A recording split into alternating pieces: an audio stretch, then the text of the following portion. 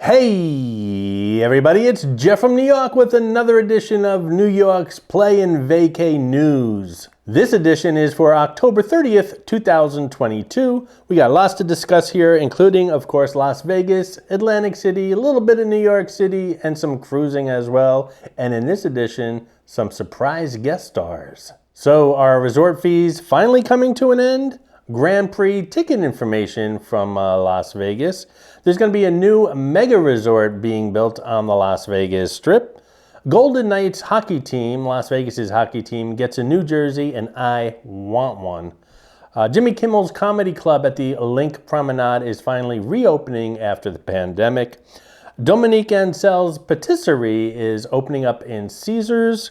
And Las Vegas is gearing up for a triple pandemic, and I'm going there in 2 weeks, so we'll discuss that. As far as some Atlantic City news, the Adjacent Festival is coming to Atlantic City Memorial Day 2023, and they already have the band lineup and prices in line. TripAdvisor asks its members to rank the casinos in Atlantic City in order of their favorites, so we're going to discuss that. Who is Betty McHugh and why is she important in Atlantic City? Dance to the Music. This is a show that they have at the Hard Rock that I recently went to. It's a really good show, and I'm going to talk about that a little bit. And I plan on doing my annual holiday visit to Smithville for the Christmas season, Hanukkah season, and I'll talk about that a little bit also. And with regards to cruising news, Pickle Ball is coming to the cruising industry on some of the ships.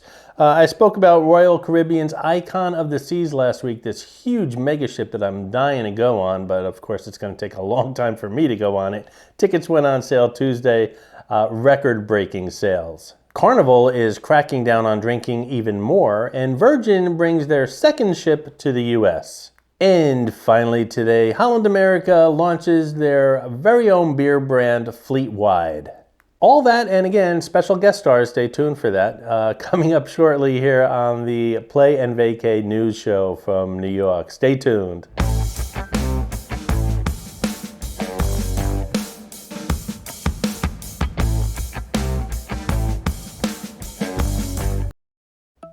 Our first story from Las Vegas is our resort fees coming to an end. This week, President Joe Biden stated, each year these junk fees cost Americans tens of billions of dollars, so my administration is taking action to eliminate these fees. They include hidden fees for airline tickets, cable bills, bank account overdrafts, and hotel rooms. I think it's going to be interesting to see how this turns out, especially with elections coming up. I think we've all always said resort fees are ridiculous. Now, obviously, it's still going to cost us the same. I think it's going to cost us the same to go to these hotels. They're just going to put the resort fees back into the price of the room, which really is where they should have been to begin with, as far as I'm concerned. They just put the resort fees in so that they can lower the price of the rooms, so that when you do a search online, they can have really low hotel room rates. But again, of course, you're going to end up paying for it once you get to the resort in resort fees. So that kind of trickery might be going away if this does pan through. But the prices are pretty much going to stay the same as far as I'm concerned. And by the way, the Nevada Resort Association declined to comment on this story. Up next, Formula One has just announced ticket sales will begin November 5th for the inaugural Grand Prix in Las Vegas next November. Not this coming one, but a year from this November. Now, it looks like the tickets are for 3-day passes only. You can't get a 1-day pass. You have to buy it all 3 days, and they are all inclusive with regards to food and soft drinks. There's a limit of 8 tickets per person, but the email is very clear from the Formula One people that you're lucky if you can get any tickets. So if you're going to get maybe 1 or 2, you're going to be very lucky. Now, prices have yet to be discussed. I'm sure they'll be discussed when the tickets go on sale, but as far as I'm concerned, if you want 1 ticket, you're probably going to have to dip into the kids' college fund. If you want 2 tickets, maybe refinance your house. The Grand Prix will take place next year, November 18th, 2023. If you follow the New York Community Room, which you should, that's part of this whole New York experience, make sure you check out that Community Room. Tillman Fertitta is a mega developer in Las Vegas, and he is planning on, well, he's got the plans pretty much rolling already, on a new mega resort to go up in the Las Vegas Strip where the old Hawaiian Village used to be. Just this past week, permits were made available and approved to build this mega resort in that area. And on the very same day, permits were issued by the town of Las Vegas to demolish everything that's on the property so they can make way for this new building, this new resort. Some of the things on that property are a travel lodge, a Mexican restaurant, that whole Hawaiian Village, kind of like a sketchy area of the Strip. Sketchy no more. All that's being demolished, and this building is going up shortly.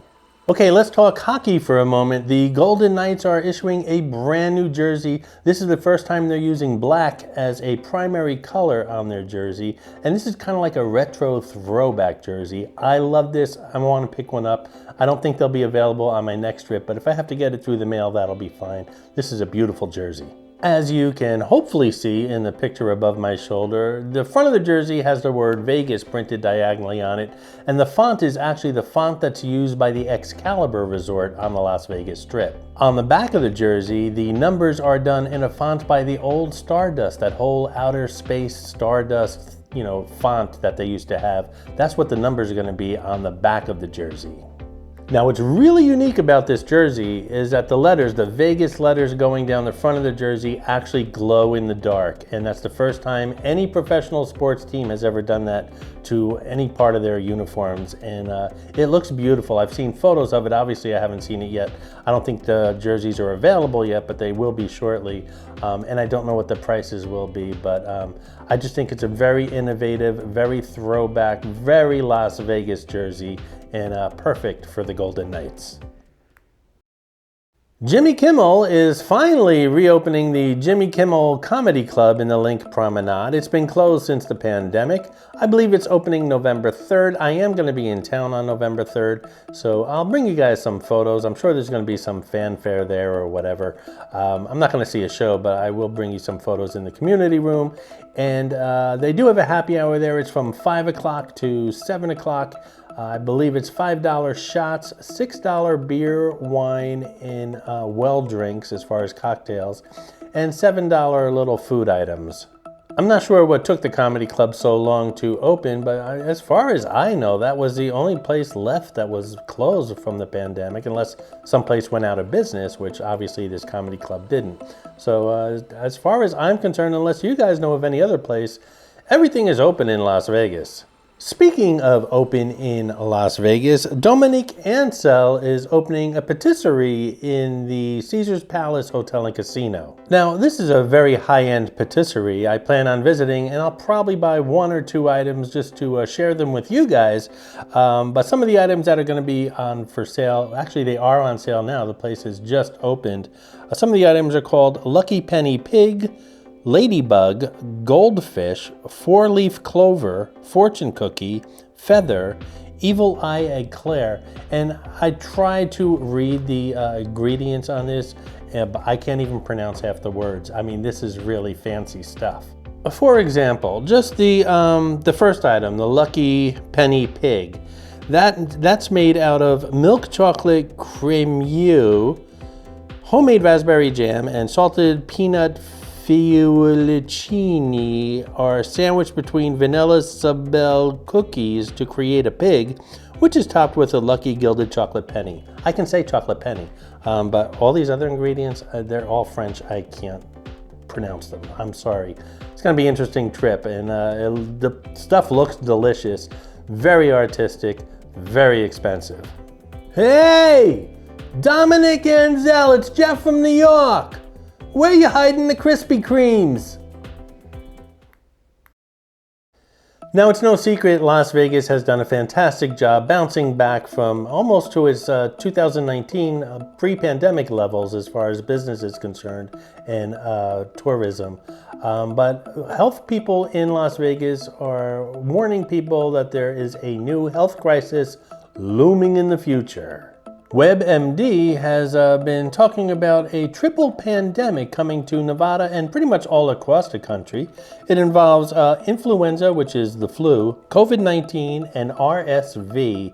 And the three of them could be a triple threat to not only the country, but Nevada in particular because of all the tourism. Now, the Las Vegas Strip is reporting all three of these viruses are showing up all around town, including, like I said, COVID-19, influenza, which is the flu, and this new RSVP, which is a respiratory thing. I think they're all respiratory things, actually, with the exception of the flu, which has a laundry list of symptoms. And according to the Director of Disease Surveillance and Control for Southern Nevada Health District, they've seen a huge bump in all three of these issues.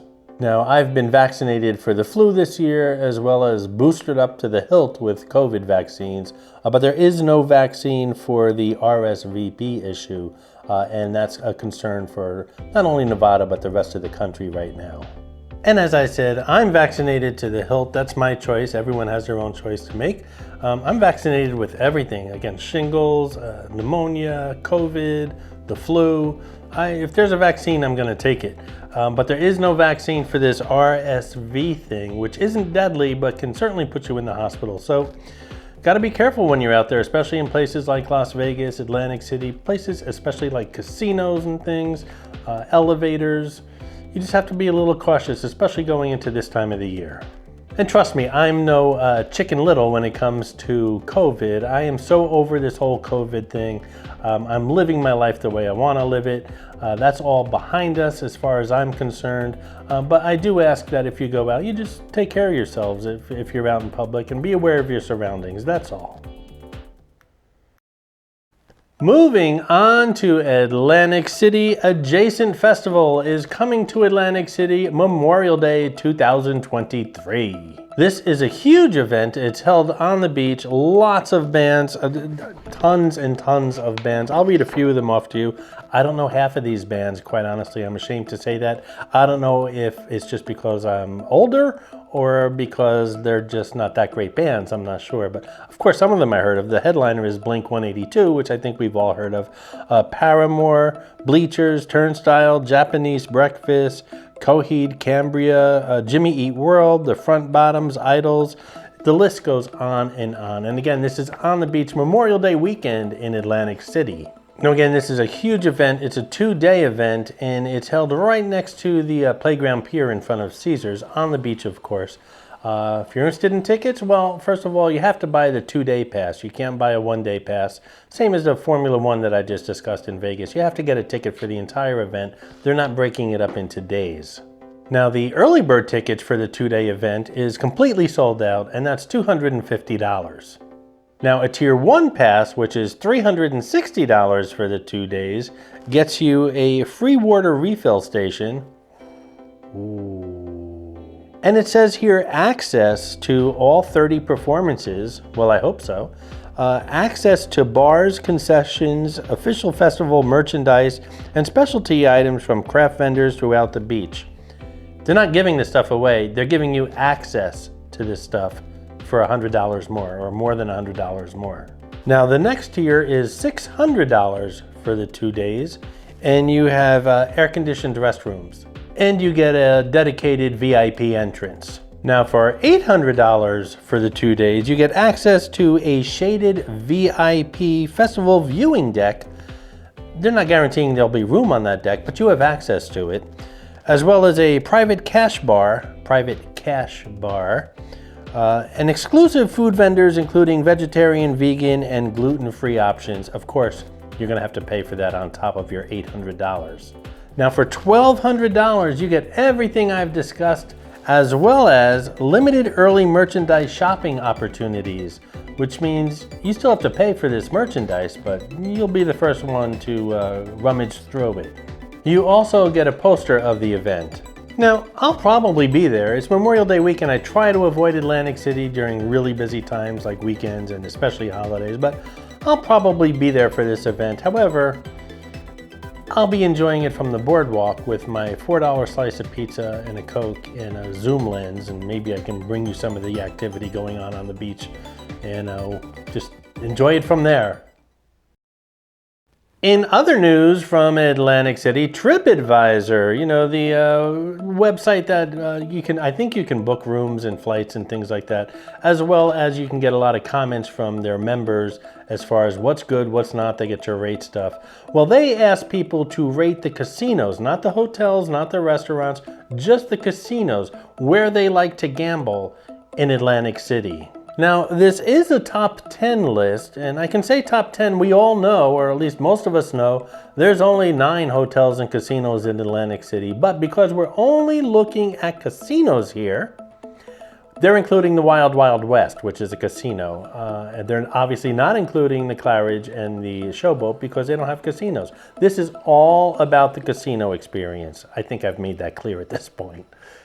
What I'm going to do here is go through the list backwards, because that's the way most people do these surveys, is they go from the worst to the best. That's what I'm going to do, and I'll give you a little comment from TripAdvisor, what their members had said about that place. So quick, before I start, think about your favorite and your least favorite casino in Atlantic City, if you've been to Atlantic City, and we'll take things from there. So let's start with number 10, the Golden Nugget. And one of the responses was they like to try their luck in the casino while they're there, and they do like the entertainment at the Golden Nugget. And it's worth checking out the Atlantic City Jitney, which runs from Pacific Avenue down by the boardwalk all the way to the door of the Golden Nugget. So that's the good things they had to say about Golden Nugget, which unfortunately is at the bottom of this list. Number 9 on the list is the Wild Wild West Casino, which is part of Caesars, and actually Caesars Sportsbook is inside the Wild Wild West. My favorite sportsbook, personally, my Jeff from New York favorite sportsbook is the Wild Wild West in Atlantic City. What the members of TripAdvisor had to say about the Wild Wild West: we came during the day, midweek, so the facility was just about empty and felt almost abandoned, which is true. It usually does feel like that unless there's some huge sports event going on or there's a live band playing on the big stage. And when that does happen, that place fills up pretty quickly. What we did enjoy, however, was the architectural facade of the interior. Being enthusiasts of Victorian design, we appreciated the details and craftsmanship of the structures depicting the 1800s style and establishments. It does have a very unique Wild Wild West facade, and it's a good looking place. It's usually pretty dark, and they have a place to snack there and stuff, but not my favorite casino, but my favorite sportsbook. Number 8 voted the best Atlantic City casino from TripAdvisor is Bally's Casino. And what the member had to say there was, I love the atmosphere, the staff is very friendly, the cleanliness of the casino is great, cannot wait to go back. And that's Bally's, number 8 on this list from TripAdvisor. Number 7 of the best casinos in Atlantic City is, drumroll please, Resorts Casino. What the TripAdvisor member had to say about that was, great rooms, great service, great bar, great food, staff goes the extra mile to handle all requests. Music at the bar is a plus, can't wait for my next trip. Very nice review, however, they didn't mention anything about the casino, which is what this survey was all about. So anyway, that was number 7. Number 6, Tropicana Casino, and I know this is a favorite of some of you guys, and some of you can't stand the Tropicana. Tropicana Casino is kind of like a love-hate relationship, I think. But it is number 6 on this survey, and the TripAdvisor member had this to say about the Tropicana.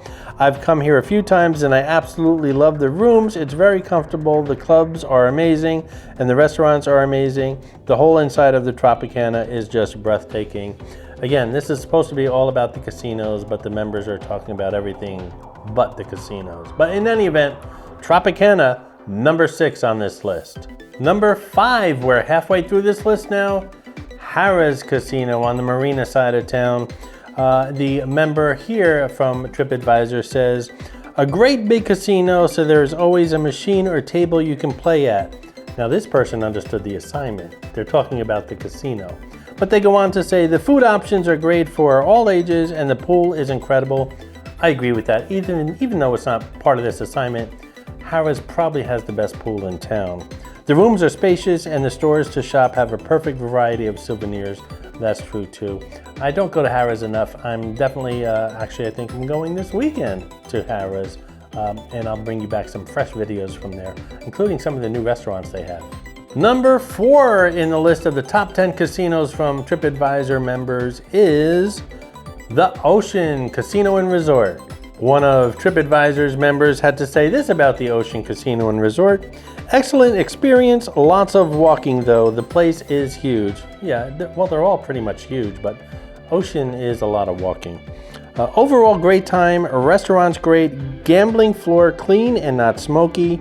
They have a smoking area in the slots room. It was clean and no nighttime noises. I'm not sure what they mean about nighttime noises, but yeah, Ocean is a very nice casino, one of my personal favorite casinos, and I just like the vibe that they have there. Okay, we're hitting the top 3 here. Number 3 as far as the best casinos in Atlantic City voted by the TripAdvisor members is the Hard Rock Hotel and Casino. One of TripAdvisor's members said this about the Hard Rock: I won each time I visited. I wish I could say that. Friendly staff, lots of machines, fresh harvest buffet was open and everything was delicious. A great vibe at the Hard Rock Hotel and Casino, and I tend to agree with that completely. Now we're down to the last 2, and if you've been following along and you know Atlantic City, you know which those 2 are. So who do you think is number 2, the runner-up, and who do you think is the best? Well, number 2 in this survey is Caesars Casino. And one of TripAdvisor's members said this about Caesars: it's a big casino with plenty and variety of slot games with easy access to the Wild Wild West and part of Caesars reward program. Happy to play one of my favorite slot games, Mrs. Years Ago. I don't know what that means, but they like the slots there at Caesars. Great casino reward offers on free play and stay. So apparently that person likes the comps that are being offered at Caesars and likes the slot machines there. So Caesars coming in at number 2, which leaves only 1 casino left for the best casino in Atlantic City, according to TripAdvisor's members, and that of course is the Borgata Casino. And one of TripAdvisor's members had this to say about the Borgata Casino: we had a wonderful time at the Borgata Casino. They always make you feel special, courteous employees, clean rooms, well-kept property, and the food is always excellent. So what'd you think of that ranking? Leave a comment below. How do you feel about those if you've been to most of the casinos there? Do you feel that the Borgata should be number 1? Do you think that the Golden Nugget should be last on the list? Let me know in the comments below. Next up from Atlantic City is a story about Betty McHugh. Now, most of you have never heard of Betty McHugh. Unless you're really on the inside in Atlantic City. Betty McHugh has been around for years at Nero's as the maitre d' of Nero's restaurant at Caesars. Nero's recently closed to make room for some new stuff going on at Caesars, and Hard Rock came along and retained her talents and brought her on board as maitre d' of the Hard Rock Hotel and Casino. Betty has become well known over her 30 years at Nero's. Nero's actually named a back room for special events and VIPs. It's called Betty's Back Room. She was there for 30 years. She has tons of connections, and Hard Rock really did score big here. Now, Caesars didn't terminate Betty. That's the last thing they want to do with all of her connections and her service of 30 years at Caesars in Atlantic City. But Hard Rock must have done some really good negotiating and got her to come aboard there. Now, what Betty likes about this transition and what was really good thinking about Hard Rock is Betty was pretty much confined to Nero's restaurant at Caesars, whereas Hard Rock, she is the maitre d' of the Hard Rock Hotel and Casino. So she's pretty much the maitre d' of all the restaurants. Of course, she's going to have a staff beneath her carrying out the duties that need to be carried out. But she, her responsibility, her scope of responsibility at the Hard Rock is much broader than it was at Nero's at Caesars. You guys know I'm at the Hard Rock quite often, and they give me rooms quite often as well. So I'm hoping to run into Betty someday. She is really, as far as I'm concerned, a true Atlantic City legend. And speaking of Hard Rock Hotel and Casino, once in a while they invite me to a show, and I, of course, whenever I can, I go and see that show. And the last one that I just saw recently was a show that they have called Dance to the Music. This show is all about the 60s music and 60s dancing. The costumes are great, the songs are great, the band is great as well.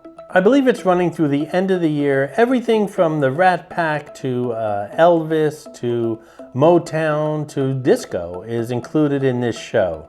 It's a rather large band. The music is live, and they even have a horn section. Lots of costumes, lots of music, lots of singing, lots of dancing. I really enjoyed the show. While I was watching this show, I never realized how influential the 60s were as far as dance, music, costumes, all that kind of stuff. Some of the songs they played, I'm going to read them from here, is Sgt. Pepper's, obviously the Beatles. These Boots Were Made for Walking, a Nancy Sinatra song that was a huge hit during the show. Uptight by Stevie Wonder, Sweet Caroline by Neil Diamond, the Mamas and Papas, California Dreaming. The Beach Boys had their own section. The Age of Aquarius was sung, as well as Gimme Some Lovin'. The list goes on and on and on. Costume changes were very quick. It was just a non-stop, very energetic show. And the good thing about it was they allowed video recording and photographs, which I really appreciated. One of the great things about the show is as soon as I sat down, they said photographs and video recording, and I thought they were going to say are not allowed, but the announcer paused a moment and said, is allowed through the entire show, which really shocked me. And of course, as soon as I heard that, camera came out of my pocket. I recorded pretty much the whole show. I'm going to show you little clips of that show in a video this week on the New York channel. And again, if you're interested in seeing the show, just go to the Hard Rock's website. I'm just reading it now. It's only once every Sunday at 4 p.m. So this is an early show, which is kind of like a good thing. You can do everything you want to do during the daytime. It's a perfect slot to catch a show, and then you can go back into your room and enjoy the rest of the evening. So I think it's a good deal, and it's a great show. Check it out.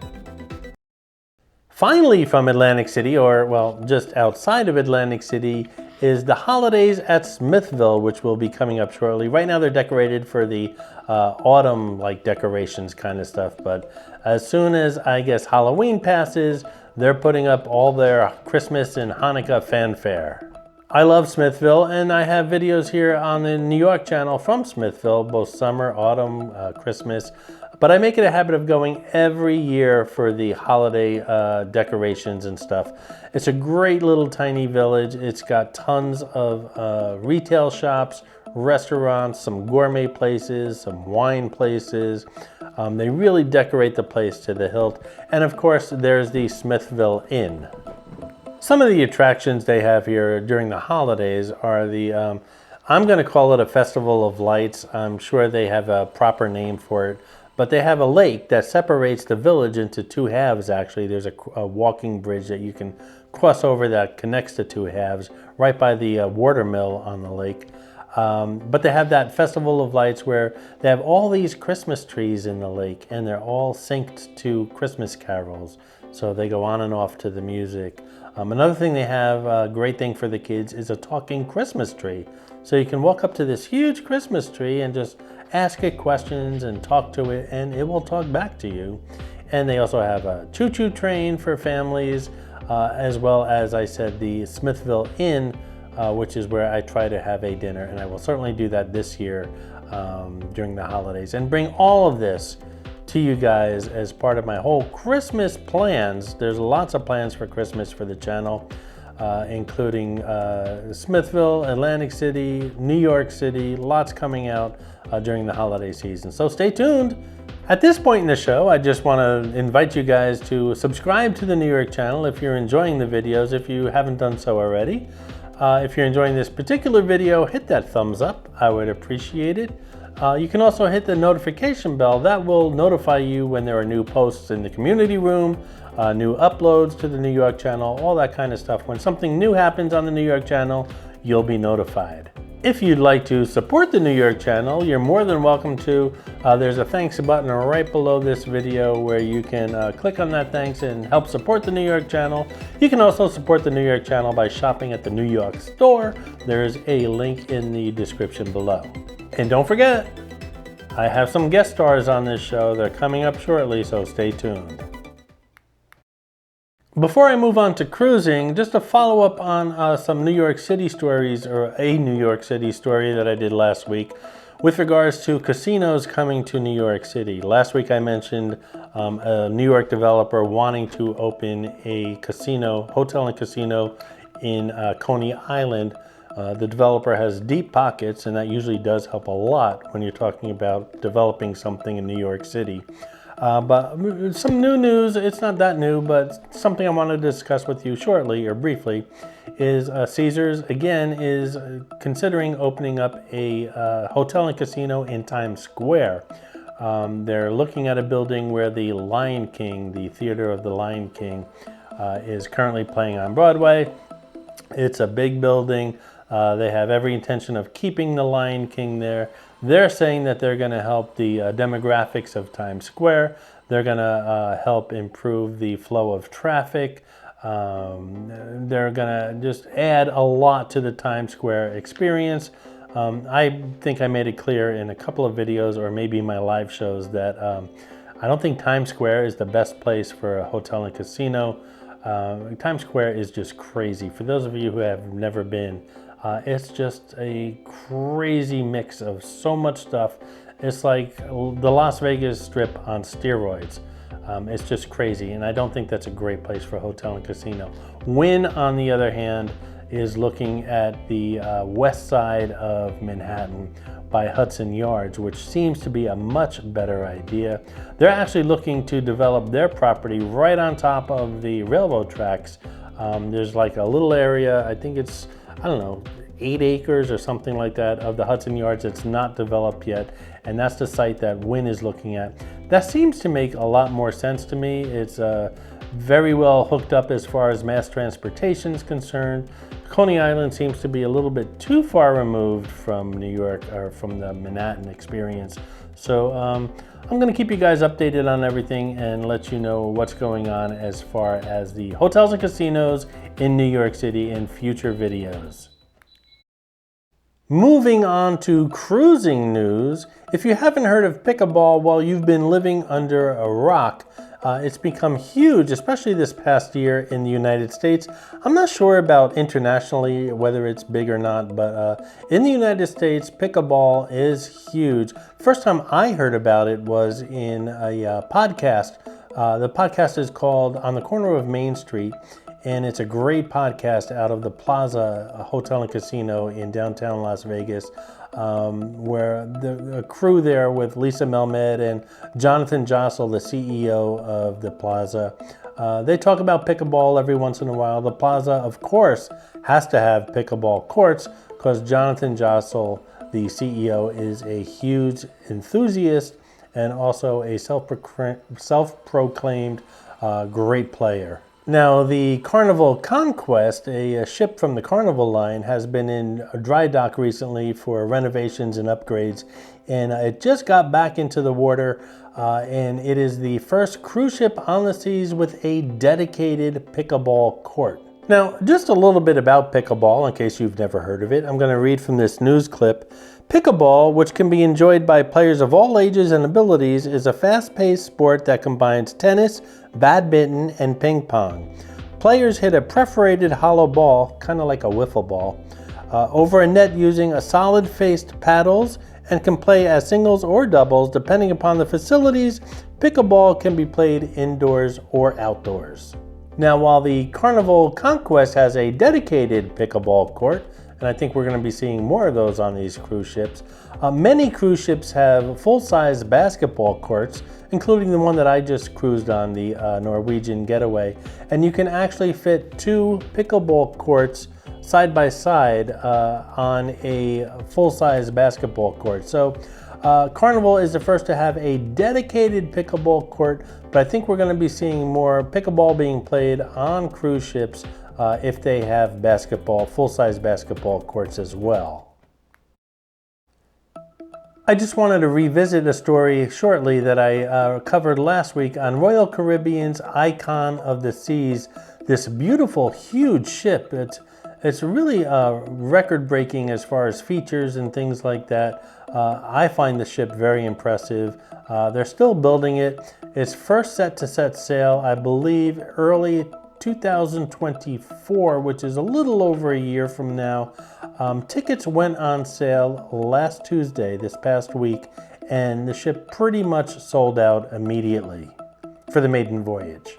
Now, the cruise industry has never seen tickets sell like this before. Royal Caribbean broke all kinds of sales records. There's all different categories and stuff, but everything pretty much went out the door when these tickets went on sale Tuesday. And if you go on the site now, if you look for pretty much any type of cabin, you're going to see it closed or sold out. Now, I not only have a couple of cruise destinations on my bucket list. I mentioned last week, Alaska and Hawaii are two destinations I'd love to see on a cruise ship. But I also have some cruise ships on my bucket list. And Icon of the Seas, although it's not sailing for at least another year, it doesn't begin to sail, or it won't be ready to sail for a little over a year. That's on my bucket list of cruise ships to check out one day, and hopefully sometime in 2024 or 2025 I'll be on that ship. I'm really looking forward to that.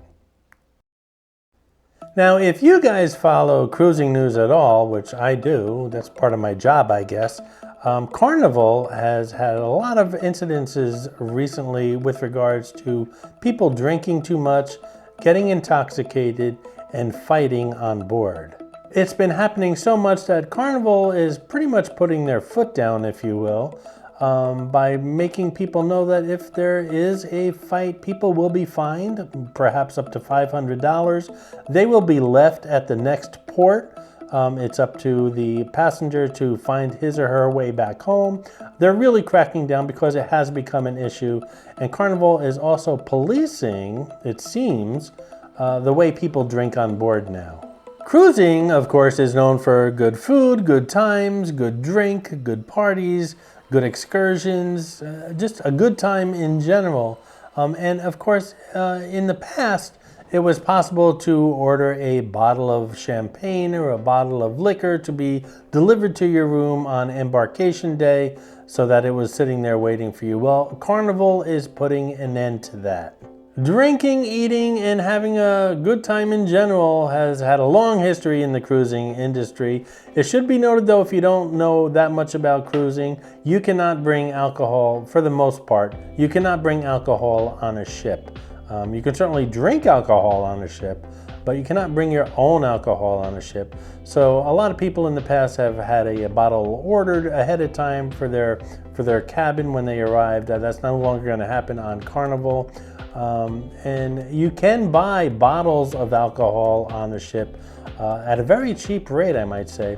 I think a bottle of Absolute in the area that I live in right now is about $30 for one of those 1.75 liters. Is that the size? And that's for Absolute vodka. On a cruise ship, it's like less than $20. And you don't have to pay taxes on it.